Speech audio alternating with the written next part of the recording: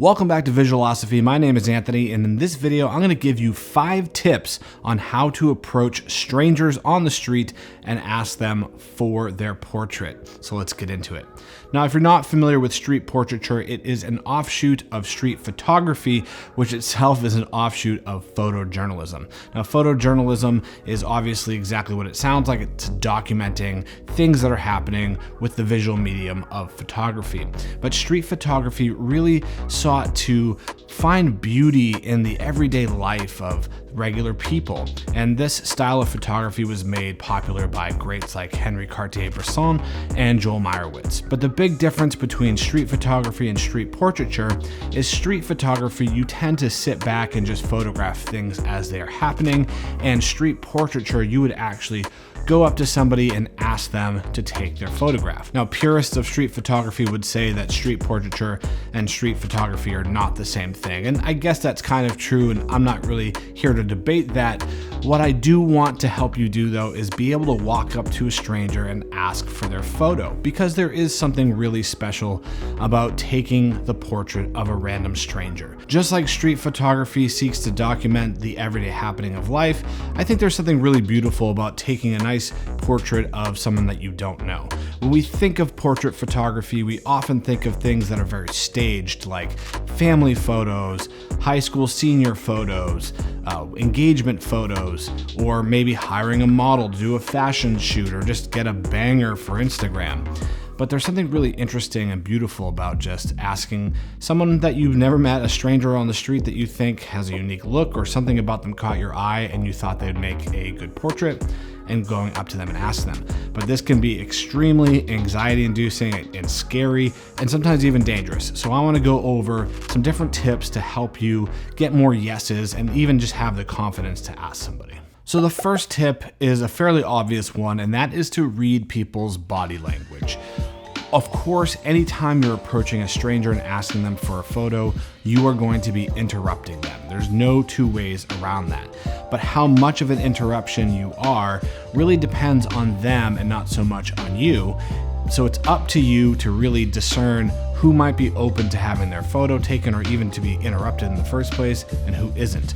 So if you see someone who's walking very quickly or has their head down when they're walking, they're not making a lot of eye contact or looking at what's around them, or they have just a kind of scowl on their face, obviously these are signs that probably best to leave that person alone. On the flip side, if you see someone who's just hanging out in a park or just going for a very leisurely stroll, or maybe with some friends and just hanging out, that could be someone that might be open to having their photo taken, or at least they're not going to be super upset that you stopped them and took a little bit of their time.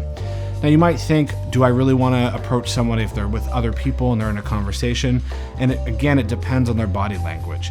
If someone is very turned in towards the person they are talking to, that signals, hey, this is a serious conversation.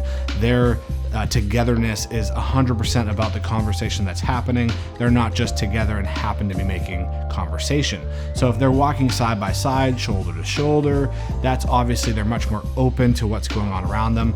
Those people will be much more approachable. Similarly, if someone is sitting in a park reading a book, you might think, okay, that they're reading, they don't want to be interrupted, but they're reading out in a public space where there are a lot of distractions. Not that they want to be distracted, but it's something that if you're going to go out and read in public, you're going to anticipate could possibly happen. I just stopped someone the other day, or approached someone the other day who was reading a book, and they were a little skeptical why I wanted the photo, but eventually they were happy to participate, and we sat and chatted for a bit, and it was a good time. And I got a really good photo out of it as well. Okay, tip number 2 is to smile and be very open and honest about what you're doing and why you want to do it.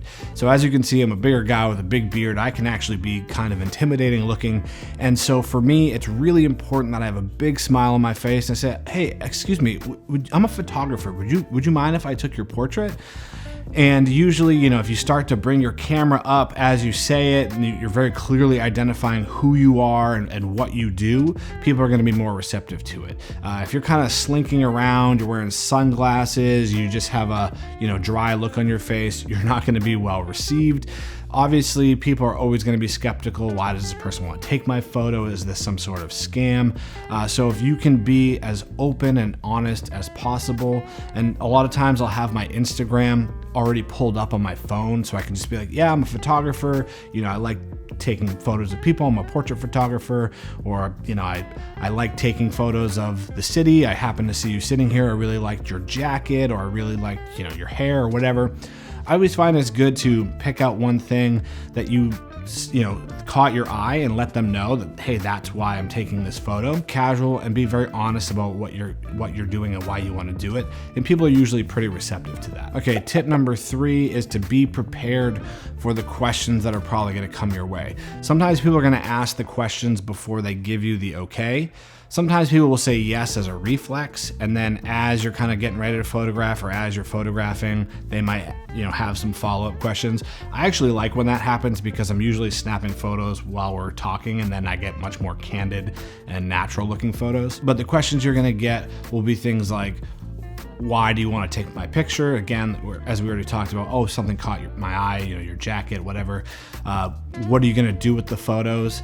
And you need to be ready for these questions and be very honest with your answers. Sometimes I do nothing with them. Sometimes I get home, I didn't really like the lighting, or I missed focus, or I didn't frame you the way I wanted to, and I just didn't think that I didn't do a good job taking the picture, so I might just delete it. Or if I like it, I might put it on my Instagram page, whatever. Be very upfront with people, be honest with people. Sometimes people will ask, does this cost money? Is this a scam? Hopefully you're not charging people for the photos, because that would be weird. But, just be ready for those questions and don't take offense to them. Just make sure you have honest answers ready to go. And I find that it helps. Also, I tell people, I have anxiety, and approaching strangers is difficult to do, and it helps me get over my anxiety and meet more people. And it's just, a fun way to, meet interesting people and learn more about my community. Usually people will kind of soften how they take you based on that. If they like, oh, this guy struggles with anxiety, or it's kind of helping him, they're happy to help you out. So they're gonna be more receptive to that. Okay, tip number 4 is don't just click and ditch. So one thing you don't wanna do, and I've done this because I was nervous, was, hey, can I take your photo? And they're like, sure. And you're like, great, click. And then you just say thanks and walk off. That's a little weird. These people are being inconvenienced by you. That's something that you really need to remember, is you might think you're a great photographer. You might think that you're flattering them by taking their picture. But at the end of the day, you have interrupted them. You've taken their time. They've given something to you, because it's difficult to be a photographer without a subject. So they are willingly becoming your subject. So you don't want to just take, and then leave. People like to talk about themselves. People like to feel noticed and appreciated. That's normal. And so when you take a few minutes and just chat somebody up, oh, you from the area? What are you up to today? Again, I really liked your coat, or I liked your hair, whatever. Just engage with people, get to know them a little bit, because it makes them feel appreciated. And that's honestly the least you can do for them, considering that you are taking their photo for your own pleasure, right? Like, you are a photographer who enjoys taking photos. You might put it on Instagram, might get hundreds of likes or whatever.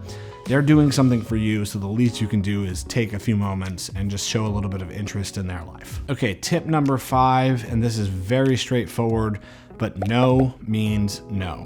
And in fact, of all the times I've gone out and done street portraiture, I can only think of one time that somebody said no. And the best way to handle that is, hey, can I take your photo? Nope. Okay, thank you so much for your time, and just walk away. Number 1, don't try to persuade them. That's just not gonna go well. But even more importantly, don't just take their photo anyway, even though they said no. Don't wait for them to turn around, or don't walk past them and you turn around and take a photo from them where they can't see you.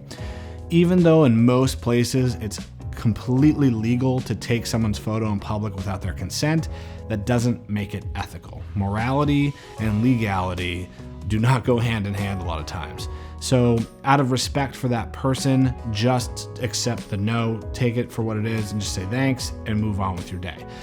You're gonna create unnecessary confrontation if you try to do anything else. You're gonna give photographers a bad name if you try to do anything else. You're gonna potentially get hurt if someone gets really pissed off at you.